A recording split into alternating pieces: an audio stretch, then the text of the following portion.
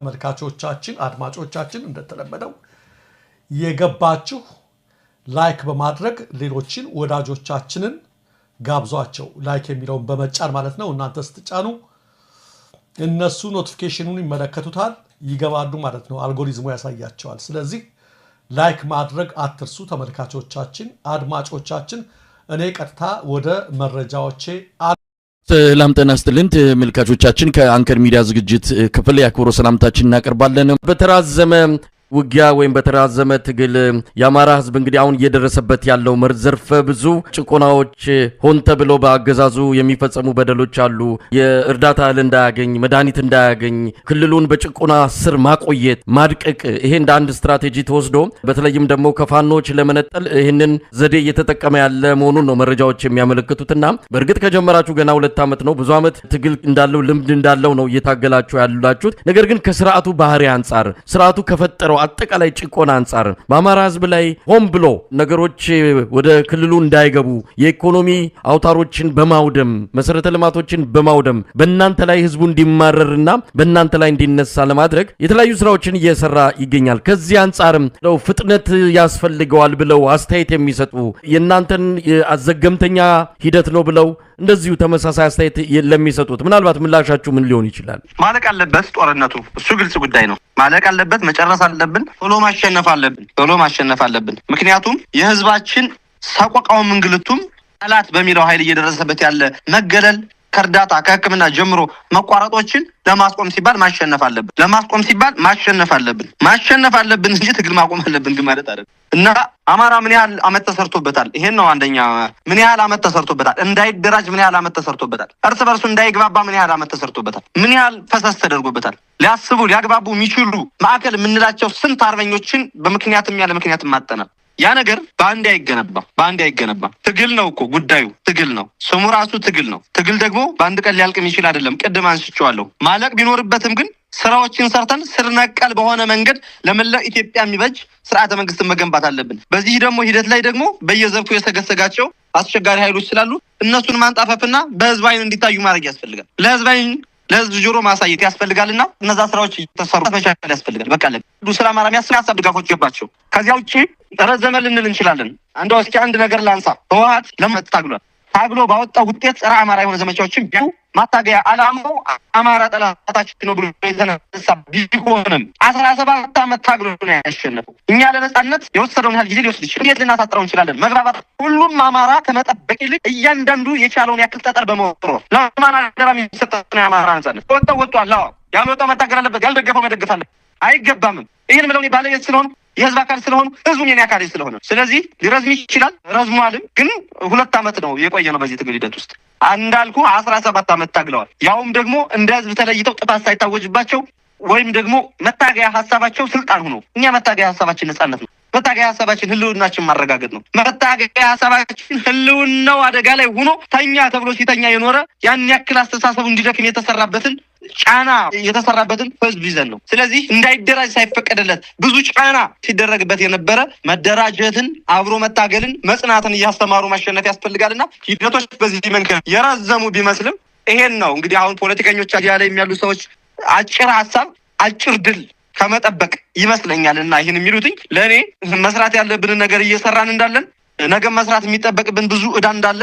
አቃለው ያን እየተሰማኝ ነገም የምናሳካው ነገር ይኖራል ብዬ አስባለሁ ረዘመ ሊባል ይችላል ከህዝባችን ግፍ መከራ እንግልት ከሚደርስበት መድሎ አንፃር አዎ ረዝሟል ግን ማሸነፍ አለብን አርበኛ ሳሙኤል ምናልባት አንዱ እናንተን እንደማነቆ ሆኖ የሚጠቀሰው ነገር በመሃላችሁ ያለው አንድነት ክፍተት መፈጠሩ በተለያዩ የፋኖ መዋቅሮች መሃል ያለው ወደ አንድነት ወደ መሰብሰብ አለመቻሉ አሁንም ሰሞኑንም የሚታዩ ነገሮች አሉና ይሄን እንደ አንድ ምክንያት እንደ ዋና ምክንያትም ይጠቀሳል በመሃላችሁ አንድነትን አለማምጣታችሁ ስለ አንድ ዓላማ እየታገላችሁ ግን በተለያዩ መዋቅሮች ምክንያት ተፋጣችሁ እንደውም አንዳንድ ቦታ ላይ በተወሰነ ደረጃ የእርስ በርስም ነገር የሚመስሉ ነገሮች አሉ ለማንኛውም ይሄ እንደ አንድ ወይም ዋንኛ ምክንያት መጠቀስ አይችልም ይሄንንስ ለመቅረፍ እየሰራችሁት ያለው ምን ያህል ውጤት እያመጣ ይገኛል ሰሞኑን አንድ ግምገማ አድርጎ ነበር ጠላት እና በግምገማው ላይ ያደረገው ነገር ምንድነው ለኛ ሊሰሩ የሚችሉ ቃል በቃል ነው እንግዲህ ቅድም ምረቃ ላይ ያልኩት ነበር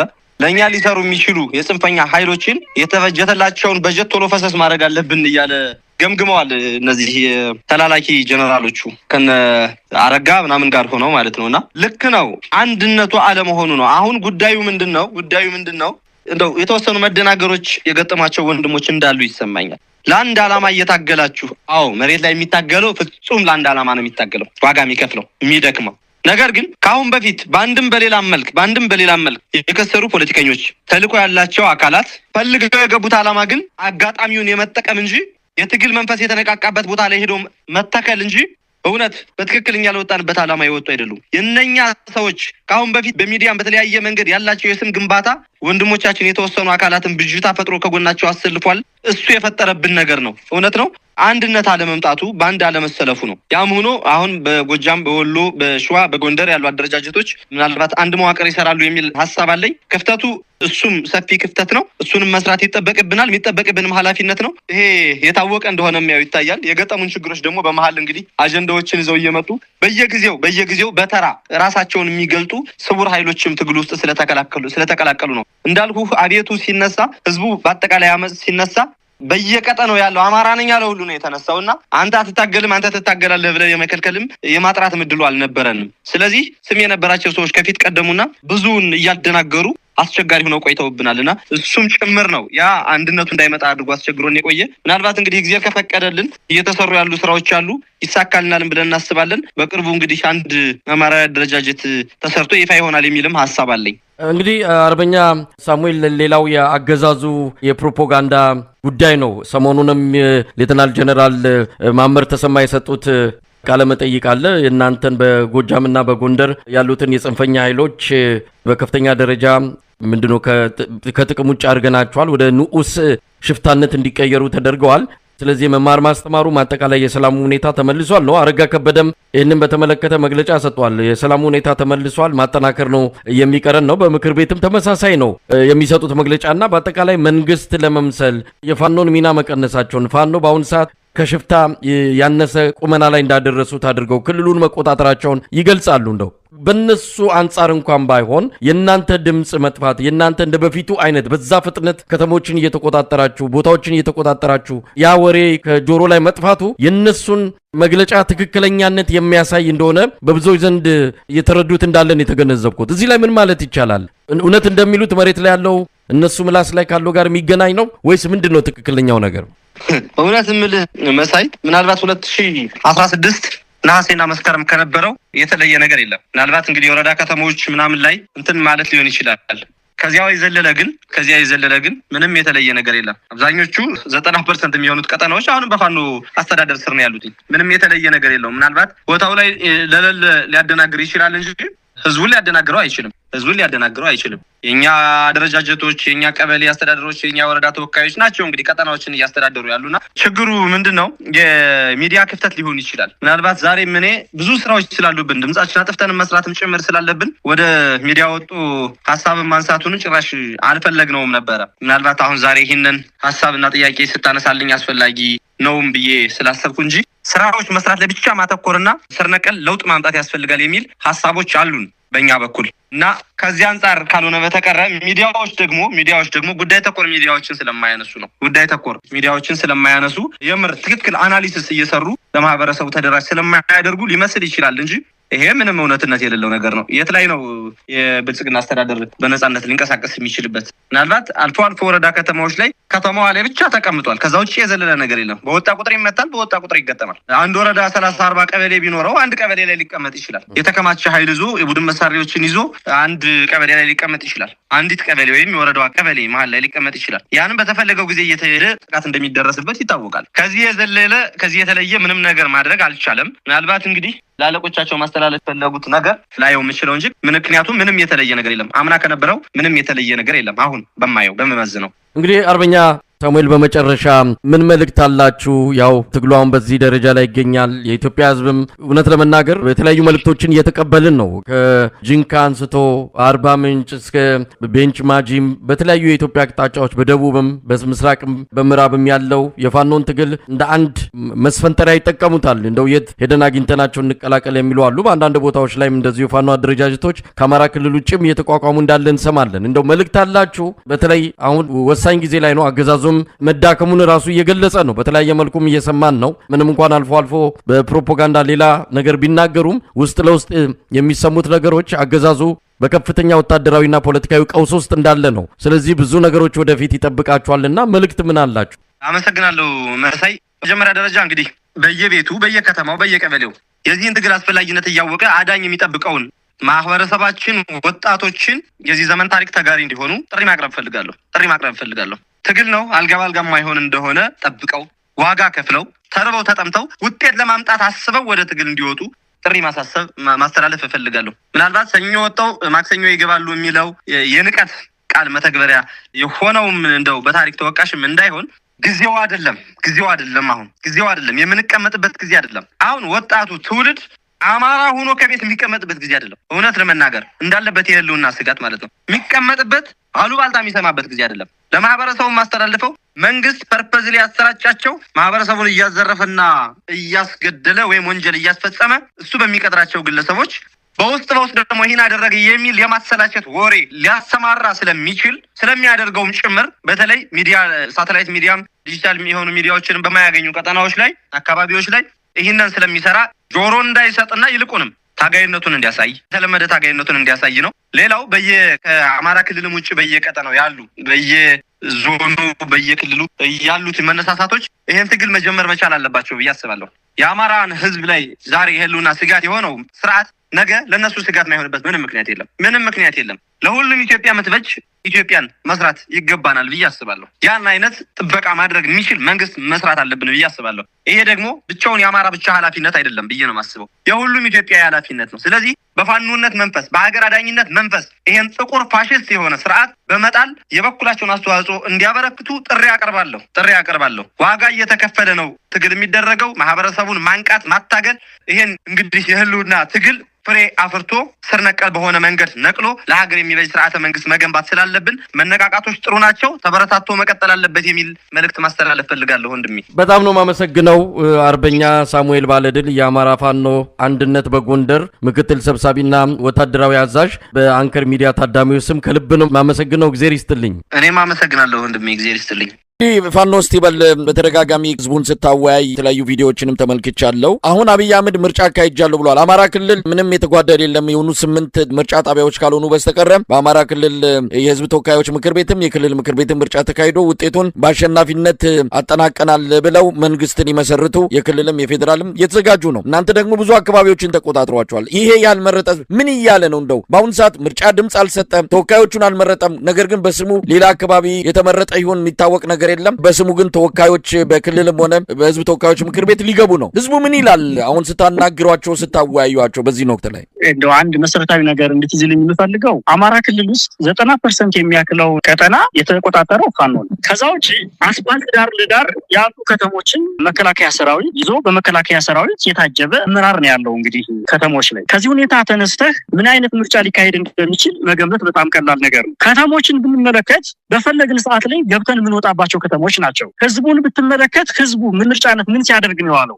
ሙሉ በሙሉ ቤት ዘግቶ ነው የዋለው። ፋኖስ ምን ሲያደርግ ነው የነበረ ብለህ ብታይ አንደኛ ህዝብ ያልመረጠው ህዝባችንን ስናወየ ይሄንን ስርዓት ሙሉ በሙሉ የሚጠላ በምርጫ ስርዓት ከዚህ በፊት በተደጋጋሚ ለመምረጥ ሞክሮ ምርጫው የተጭበረበረበት በሰላማዊ መንገድ መቀየር እንደማይቻል ህዝብ አረጋግጦ ህዝባዊ ማዕበል ተነስቶ ነው ወደዚህ ጦርነት የገባ ነው እንደምታውቀው። ስለዚህ ይሄንን የሚያው በግድ በኃይል አፈሙስ ደግኖ አስመርጦ እሱን ህጋዊ ለማድረግ የሄደበት ያለው ሁኔታ ማህበረሰባችን በደንብ ጥንቅቅ አድርጎ ያውቃል። ይሄንን ደግሞ በተለይ ሰኔ ላይ ባወያየነው የህዝብ ድምጽ መሰረት ሚወጋንን አንመርጥ፣ በድሮን የሚጨፈጭፈንን መንግስት አንመርጥም፣ ይሄ መንግስት ጠላት ነው፣ የአማራ ጠላት ነው ብሎ ሙሉ በሙሉ ፈርጆታል። በትክክልም ጠላታችን ነው ይሄ ስርዓት። ይሄንን መሆኑን ያረጋገጠው ፋኖ በአንድ ቀን የምርጫው ዕለት 69 ቦታዎች ላይ ውጊያ በመክፈት አንድም ምርጫ እንዳይካሄድ ነው የተደረገው ጎጃም ላይ። ስለዚህ የትኛው ህዝብ ነው የመረጠው? እኛ እንኳን አልደረስንበትም ብለን የምናምነው ቦታ እንኳን ባይኖርም እንኳን ህዝቡ ራሱ ጠላት ስርዓት ነው ብሎ ፈርጆ ቤቱን ዘግቶ ነው ያለው። እኔ ምሳሌ መጥቀስ ይችላል። የዛለት ቪዲዮዎች ማየት ይቻላል። ባህር ዳር እንመልከት፣ አንድ ምርጫ ጣቢያ ነው የነበረች። ደብረ ማርቆስ እንመልከት፣ አንድም ምርጫ ጣቢያ አልነበረም። ህዝቡ ሙሉ በሙሉ ቤቱን ዘግቶ ነው ያለው። ምክንያቱም የማይፈልገው ስርዓት ስለሆነ።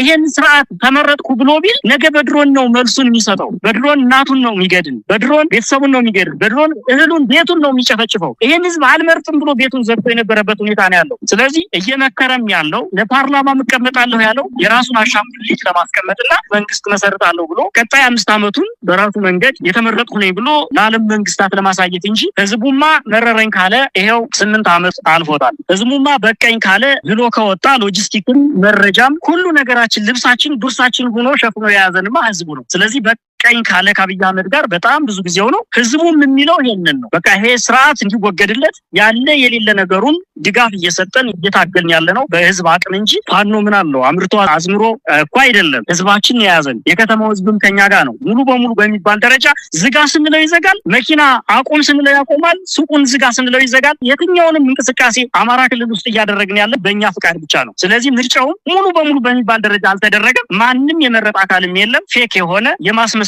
ምርጫ ነው የነበረው። እንግዲህ ፋኖ ስቲበል ዛሬም ጎንደር አካባቢ እንደዚሁ በላይ ዘለቀ እዝ ከፍተኛ ድል እንዳገኘ የሚገልጽ መረጃ እያየው ነው። በተመሳሳይ ሰኔ 30 ብሎ አቅዶ መጣው ኃይል በዳባት በጭና በአብጥራ ጣጫዎች በኩል እንደዚሁ ጥቃት ከፍቶ ተመቶ እንደተመለሰ ነው መረጃው የሚያመለክተው። ቀደም ሲል መነሻ ላይ ወደ አነሳውት አንድ ሐሳብ ልምጣ። እንግዲህ እናንተን ማዳከም ከዛ ወደ ህወሓት ውጊያ ለመግጠም ቀጣይ ተልኮ መሰማራት የሚል ነው እንግዲህ አብይ አህመድ ያቀደው። እዚህ ላይ አንድ ነገር ይነሳል። ለፋኖ አነስተኛ ግምት እንዳለው እውቅና መስጠትም ፋኖን በሚሊሻና በአድማ በታኝ ገትረን እናቆመዋለን፣ ለፋኖ እነዚህ በቂዎች ናቸው፣ መከላከያ ሰራዊቱ ግን ለሌላ ተልኮ ይሰማራል የሚል ነው። ይህንን የአማራ ክልል ምስለኔ አስተዳደር አንዳንድ ባለስልጣናትም ሲናገሩ ሰምተናል። በዚህ ደረጃ ለፋኖ እውቅና ላለመስጠትና ፋኖን አሳንሶ የማየት የአብይ አህመድ ስነልቦና ከምን የመነጨ ነው? እውነት ፋኖ በዚህ ደረጃ ሊገለጽ የሚችል ነው ወይ? ፋኖ የተነሳበት የራሱ ዓላማ አለው። ዓላማውም እንደ ህዝብ የህልውና ትግል ገጥሞኛል፣ ስለዚህ ህልውናዬን ማስቀጠል አለብኝ የሚል ዓላማ ይዞ የመጣ ነው። አብይ አህመድ ደግሞ ምንድነው ዓላማው ካልከኝ አማራን ማጥፋት ነው። አማራን እንዳይጠፋ የሚታገለው ፋኖ አለ፣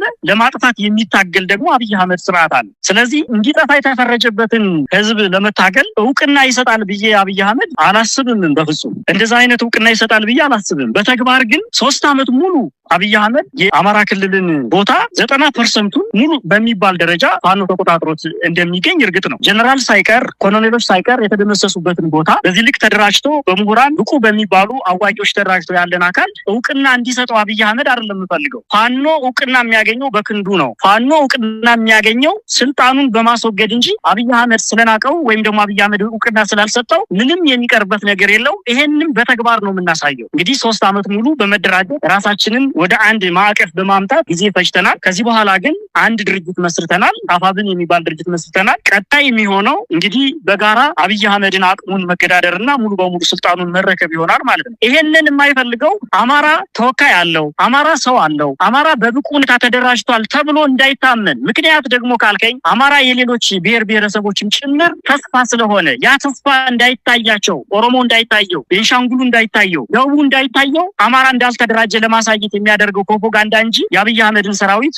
ሙሉ በሙሉ መደምሰስ የሚችል አቅም ፈጥረን እየተደራጀን ያለበት ሁኔታ ነው ያለው። ከአብይ አህመድ ግን እውቅናም አንፈልግም፣ ሰርቲፊኬትም አንፈልግም። ከሱ የምንፈልገው በእጃችን በራሳችን ደም በላባችን የሱን ጀነራሎች አጋድመን ፍትህ ስንጠይቅ አስገድደን ፍትህን በእጃችን ስንጽፍ ነው ማየት እንፈልገው እንጂ አብይ አህመድ ፍትህ ሊሰጠን አብይ አህመድ ሀገር እንዲያስተዳድርልን በቁልምጫ እንዲጠራን አንፈልግም። ይህም በአቅማችን በፈጠርነው አቅም የምናሳየው ይሆናል በቅርብ ቀን። ከዛ እንዳልኸው ይሄ ስርዓት እስከ ሰኔ 30 ድረስ አቅዶ የመጣው የውጊያ እቅድ ከሽፏል። ከዚህ በኋላ ሌላ እቅድ ያቅድ እንደሆነ እንጂ ሌላ ሙከራ ይሞክር እንደሆነ እንጂ ምናልባትም የመጨረሻ የሚለውን አዲስ አበባ ዙሪያ 4 ኪሎ ዙሪያ ምሽግ ቆፍሮ ይጠብቀን ካልሆነ በስተቀር ከዚህ በኋላ ሌላ እቅድ አቅዶ ሊዋጋን ይችላል የሚል እምነትም የለኝም። እንግዲህ 3 አመት ሙሉ 30 በሚሉ ፓተርኖች ሞከረ፣ ግን አንዳችን ያሳካው ነገር የለም። የትለየ ያለፋ ነው ተደመሰሰ። በሱ የትኛው ብርጌድ ጠፋ፣ የትኛው አመራር ተያዘ፣ የትኛውን አመራር ማረከ፣ ከፋኑ ምን ያክል ማፍሰሪያ ያዘ፣ ፋኖ ምን ያክል ታጠቀ የሚለውን ነገር በሙሉ ተንትነን ብንመለከተው አብይ አህመድ ከፕሮፓጋንዳ የዘለለ ምንም አይነት እቅድ እያሳካ እንዳልሆነ ልነግርህ እፈልጋለሁ። ይሄ ደግሞ እየሆነ ያለው ዓላማችን እውነተኛ የሆነ የህዝብ ጥያቄ ይዘን ስለተነሳን የተገፋ ህዝብ ስለሆነ ለዚህ ደግሞ የሚሞት ሰራዊት ስለገነባን ለዚህ የሚሞት አመራር ስለገነባን ይሄንን የአብይ አህመድ እቅድ ሙሉ በሙሉ እየደመሰስን እያጠፋን ያለበት ሁኔታ ነው ያለው።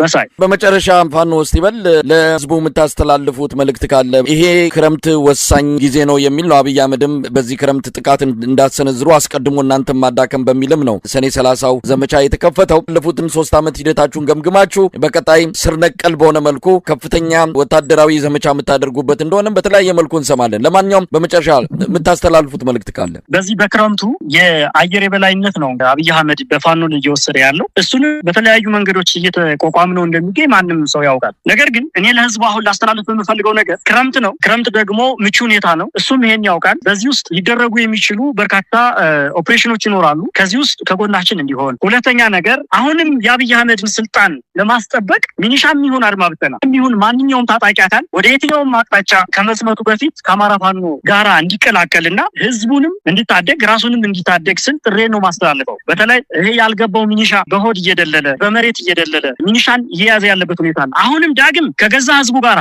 መታረቅ ከሚችለው ህዝቡ ጋራ የባህልም የእምነትም ልዩነት ከሌለው ህዝቡ ጋራ በርቅ መፈታት የሚችለውን ነገር ሁሉ በኃይል ለመፍታት የፖለቲካ የበላይነት በመውሰድ በመደምሰስ ወይም ደግሞ ሐሳብን በማፈም አሁንም ደግሞ እያስገደደ ሚኒሻውንና አድማ ብተናውን ለሌላ ጦርነት ለመማገድ እየተዘጋጀ ያለበት ሁኔታ አለ። ህዝባችን ለዚህ ፍጹም ተቃራኒ መሆን መቻል አለበት። ከየትኛውም ጎረቤት ህዝብ ጋር በሰላም መኖር አለበት። የአማራ ህዝብ ከየትኛውም በሰላም ወጥቶ በሰላም መግባት አለበት። ለ3000 ዘመን ተፋቅሮ የኖረ ህዝብ በአብይ አህመድ ሴራ መጠፋፋት የለበትም። ስለዚህ አሁንም አፈሙዙን አንስቶ እንደከዚህ በፊቱ ክተት አንክት ሊለው ሲነሳ አይሆንም ከህዝቤ ጋር ከጎረቤቴ ጋር አልዋጋም ብሎ ህዝባችን ከፋኖ ጋር ተቀላቅሎ ይሄንን ጠላት ለአንዴና ለመጨረሻ ጊዜ ለመደምሰስ ይቅርታ ጥሪዎች ተደርገውለታል። በተለይ ለሚኒሻው፣ ለአድማ ብተናው፣ ለፖሊሱ፣ ለካቢኔው ሳይቀር በአርበኛ ዘመነ ካሴ ጥሪ ተደርጓል። በተደጋጋሚ ይሄንን ጥሪ ተቀብሎ ከፋኖ ጋር ተቀላቅሎ ይሄንን ጠላት አማራን ሊያጠፋ የመጣን ጠላት እንዲደመስስን እና ከኛ ጎን እንዲሆን በሎጂስቲክም ከኛ ጎን በመረጃም ከኛ ጎን ከዚህ በፊት እንደሚያደርገው ሁሉ እንዲሆን ጥሬን አስተላልፋለሁ። ሚዲያዎች ከምን ጊዜውም በበለጠ ከኛ ጎን እንድትሆኑ አንድነት እንድትመሰርቱ ፈልጋለሁ። በአንድ እንድትመጡ እንፈልጋለን። ትልቅ ሚዲያ ግዙፍ ሆናችሁ እንድትመጡ እንፈልጋለን። ዲያስፖራው አንድ ማህበር ሆኖ እንዲመጣ እንፈልጋለን። በተለይ ጀነራል አሳምነው ጽጌ እንዳለው የሚታወቅበት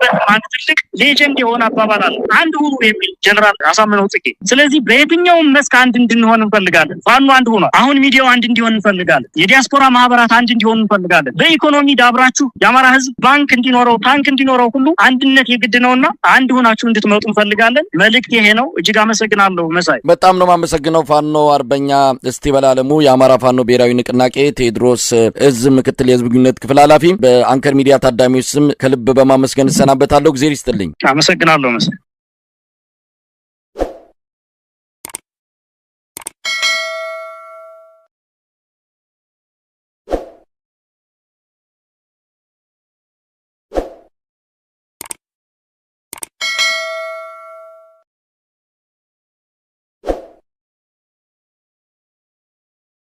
አሰላሙ አለይኩም ወራህመቱላሂ ወበረካቱ። ሰላም ጤና ይስጥልኝ። የተወደዳችሁ የተከበራችሁ የቻኔል ቤተሰቦች እንዴት ናችሁ? ሰላም ናችሁ ወይ? ማሻአላህ ዛሬ ይሄን የመሰለ ማሺ ሰርተናል ማለት ነው። አያምርም? ከላይ ወራ አነባ አርገንበት ነው እና ይሄን የመሰለ ማሺ ሰርተናል። بالعافيه በሉ።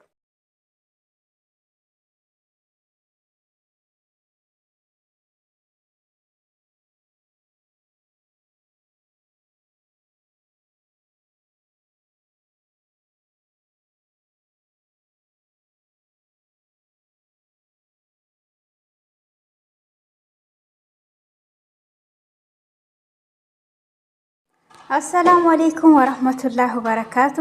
ሰላም ጤና ይስጥልኝ። የተወደዳችሁ የተከበራችሁ የቻኔል ቤተሰቦች እንዴት ናችሁ? ሰላም ናችሁ ወይ? ማሻአላህ ዛሬ ይሄን የመሰለ ማሺ ሰርተናል ማለት ነው። አያምርም? ከላይ ወራ አነባ አርገንበት ነው እና ይሄን የመሰለ ማሺ ሰርተናል። بالعافيه በሉ። ማሻአላህ በሉ። እጃችሁ ይባረክ በሉ። አያምርም ግን እውነት ለመናገር በጣም ያምራላችኋል። እንግዲህ ማሺ በተለይ መስሪያ ቤት ካላችሁ ማሺ በጣም ይሰራሉ ማለት ነው። እና ወራነብ መዋጥኖች በጣም ይሰራሉ። በጣም አሪፍ ነው። ላይክ እና ሼር አድርጉ፣ አበረታቱኝ ቪዲዮን ማለት ነው። በቅንነት ለቤቴ አዲስ የሆናችሁ ላይክ እና ሰብስክራይብ አድርጋችሁ ደውል ምልክቷን ማጥቆሩን እንዳትረሱ ማለት ነው። በጣም አሪፍና ቆንጆ አሰራር ነው። ከፈለጋችሁ ደግሞ እናሳያችኋለን አሰራሩን ማለት ነው። ንገሩን እና ቪዲዮን ዝም ብዬ ልቅረጽላችሁ ብዬ ነው እንጂ ተሰርቶ ያለቀ ነው ማለት ነው። ማሻአላ ማሻአላ ማሻአላ በጣም ቆንጆና አሪፍ ነው። እጃችሁ ይባረክ በሉን እሺ። አዎ እና ሰላም ለሀገራችን ላይ ኢትዮጵያ አላህ Subhanahu Wa Ta'ala ሀገራችን ሰላም ያርግልን፣ ክፉ አይንካት ሀገራችን ማለት ነው። እናንተንም በየዓለም ዳርቻ ያላችሁት ሰላማችሁ ፍቅራችሁ ያብዛልን እላችኋለሁኝ። እና ማሻአላ ነው። እዚህ ጋር ደግሞ ዶሮን ያው መረቅ ሊሰራበት ማለት ነው ይደናል። በመረቅ ነው የሚሰራው። እና ቤተሰቦቼ አመሰግናለሁ። እንግዲህ ቪዲዮን በቅንነት ላይክ አርጉ፣ ሼር አርጉ፣ ሰብስክራይብ አርጉ ማለት ነው። ወዳችኋለሁ። ኢትዮጵያ ለዘላለም ትኑር፣ ክፉ አይንካት። እናንተንም ወዳችኋለሁ። ወሰላም ማሺ